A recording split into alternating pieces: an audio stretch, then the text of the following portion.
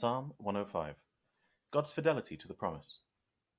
Give thanks to the Lord, invoke his name, make known among the peoples his deeds. Sing praise to him, play music, proclaim all his wondrous deeds. Glory in his holy name. Let hearts that seek the Lord rejoice. Seek out the Lord and his might. Constantly seek his face. Recall the wondrous deeds he has done, his wonders and words of judgment. You descendants of Abraham his servant, offspring of Jacob the chosen one. He is the Lord, our God, whose judgments reach through all the earth.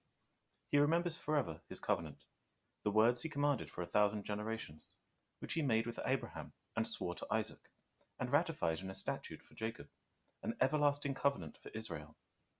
To you I give the land of Canaan, your own allotted inheritance. When they were few in number, a handful and strangers there, wandering from nation to nation, from one kingdom to another people, he let no one oppress them. For their sake he rebuked kings. Do not touch my anointed ones, to my prophets do no harm. Then he called down a famine on the land, destroyed the grain that sustained them. He had sent a man ahead of them, Joseph, sold as a slave.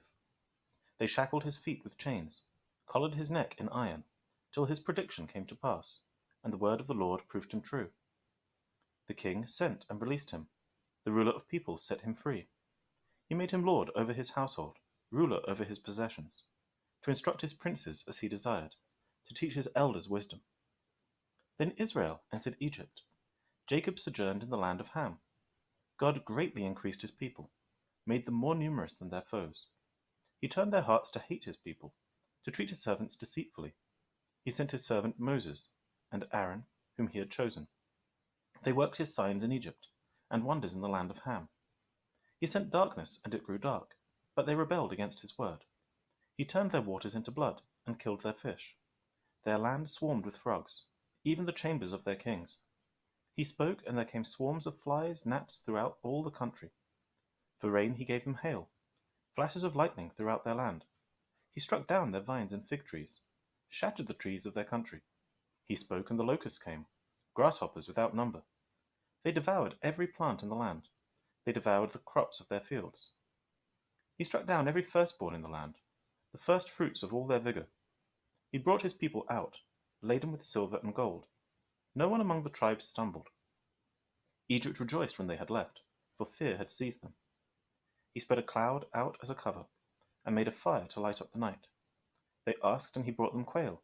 With bread from heaven he filled them. He split the rock, and water gushed forth. It flowed through the desert like a river. For he remembered his sacred promise to Abraham his servant.